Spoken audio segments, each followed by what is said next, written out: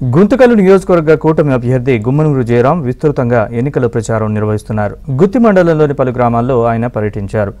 జయరాంకు ప్రజలు అడుగడుగునా బ్రహ్మరథం పట్టారు. ఈ సందర్భంగా భారీ సంఖ్యలో వైసీపీ నాయకులు, కార్యకర్తలు టీడీపీ తీర్థం పుచ్చుకున్నారు.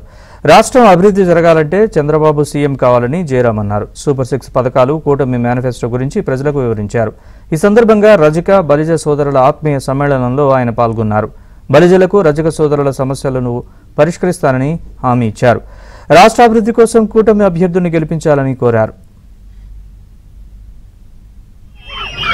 ఈరోజు రాష్ట్రంలో ఎక్కడ చూసినా కూడా ప్రతి పల్లెలో, ప్రతి జిల్లాలో, ప్రతి నియోజకవర్గంలో అభివృద్ధి లేదనేది అందరూ బాధపడుతున్నారు.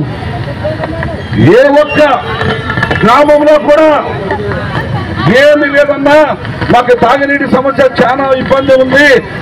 ఈ 5 సంవత్సరాలు వైఎస్ఆర్ కాంగ్రెస్ పార్టీ చేసింది శూన్యం అని చెప్పడం ఎంత బాధకరంగా అని చెప్పేసి మీ అందరికీ నేను తెలుసుకుంటున్నా. కాబట్టి ఈరోజు ప్రతి ఒక్కరు కూడా ప్రతి గ్రామంలో ఇదే బాధలు అందరికి చెప్పా. మన ప్రభుత్వం వస్తుంది, మన నారా చంద్రబాబు నాయుడు పెద్ద ఆయన ముఖ్యమంత్రి అవుతున్నాడు.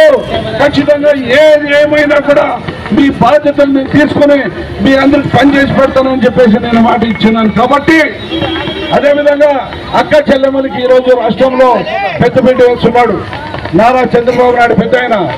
సూపర్ 6 స్కీమ్స్ పెట్టి అక్క చెల్లెమ్మలకి, అక్క చెల్లెమ్మలారా మీ అందరికి వరమిస్తున్నాడక.